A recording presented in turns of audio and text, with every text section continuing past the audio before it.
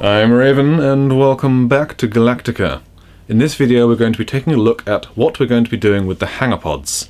They're probably the most complicated part of this build, the most unlike what we did with Voyager, because we'll need to finish it before we finish it.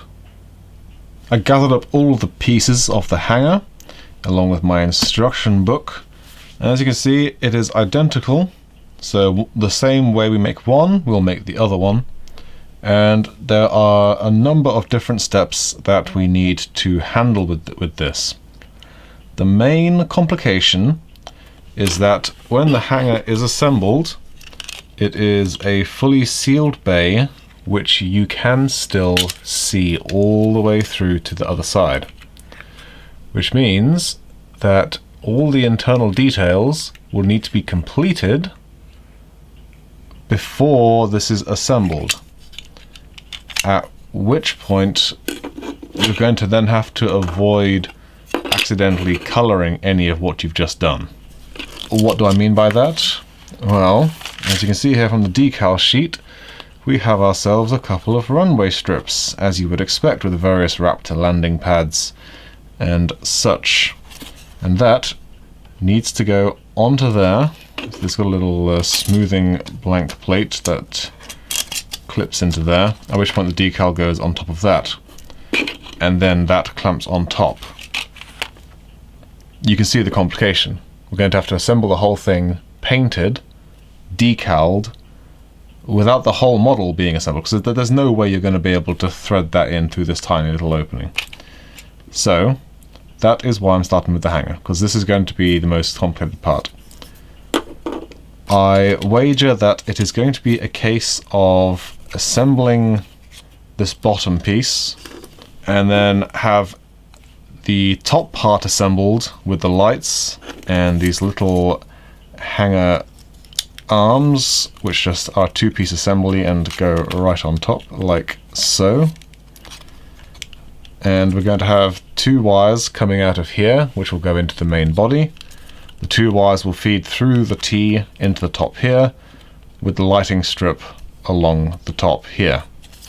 So we'll assemble that, pre-sprayed, painted on the inside, but only primed on the outside.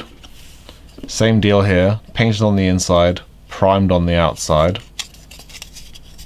And when that is done, glue them together, make sure there's no light leaks, and then leave it primed.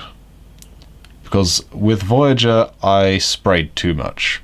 I sort of painted things up, and then when we did the light leak I had to spray it again, and we got a lot of unsightly seam marks. So I'm going to leave the outside primed. When it comes to painting this, we just have to be careful to remember to put some masking tape over these little triangular openings. Otherwise we're going to ruin everything we just did. And we can build two of those and then move on to the engines, which will be a less complicated but similar deal, but we'll talk about those when we get to them. One thing that is worth noting is you need to make sure that you get the right top and bottom pieces. You see, these are not the right top and bottom. You can tell because these edges don't line up, whereas now they do. I'm going to start with the simplest part of this operation, which is these hangar arms. As you can see, they are a two-piece assembly, very basic, and we're going to have two wires running through two of these pods, one for each side. One of the arms will simply just be that.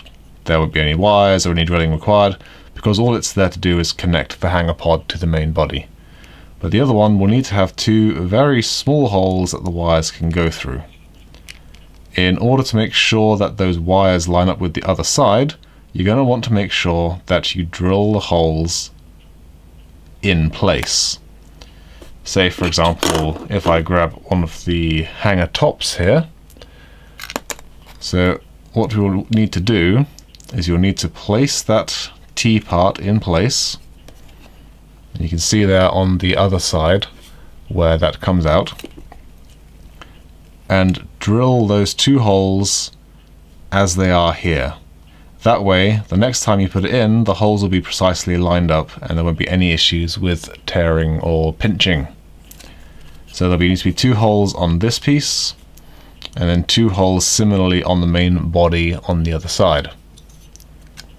And then once that is done and the black and red wires have been threaded through, we can just seal that up, prime it, and call it a job done. The bottom of the hangar is a very simple task indeed. We're just going to glue this bottom pane on top, and that can be primed, carefully light blocked, because there will be lights inside here. They may be much dimmer than the normal 12 volts, but we will need to still make sure that our lit pieces are light blocked. So primed on both sides, light blocked on the inside, painted on the inside, and making sure that it just remains primed on the outside. Apply the decal, and then that's as far as that goes. And that's all that needs to be done. Someone did suggest in the comments that maybe try putting in some of these landing lights or what have you, but at this scale of model, no one's going to be able to see it, unfortunately. If it were a larger, chunkier Galactica, then yes, I agree that might be a very interesting detail to add. Maybe someday there'll be a landing pattern for like a battleship or something. With these top pieces, aside from drilling the holes for the wires to come through as part of the arms, in order to get the light strip to stick along the top properly, we're going to need to do something about these leftover parts of the pegs, which are just an unfortunate side effect of the molding process they used.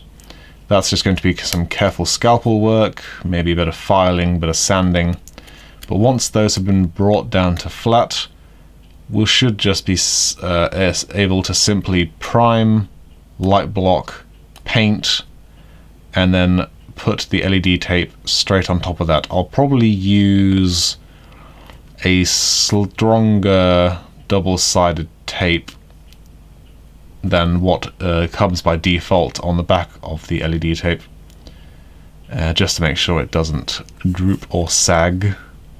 The LED tape will sit somewhere like that. You can see already the peg is causing issues. And the wires will tuck neatly along the top here and just thread down toward this hanger T. Ideally, the holes will be either side of the bottom of the T, and there's certainly enough plastic and enough space to make that happen. And then that will sit there and nicely illuminate the base beneath it. It's a very tight area, but I think it's going to work out quite nicely. Quite nice, quite nice. Well, that's going to do it for this video. We now know where we're going to be going, so we can get on and get there. We'll start the next video with the hangar pod arms. I was considering live streaming this build, or parts thereof, rather than just me sitting here and recording and working on it in isolation. I thought it might be an interesting twist. So keep an eye out for more live streaming information.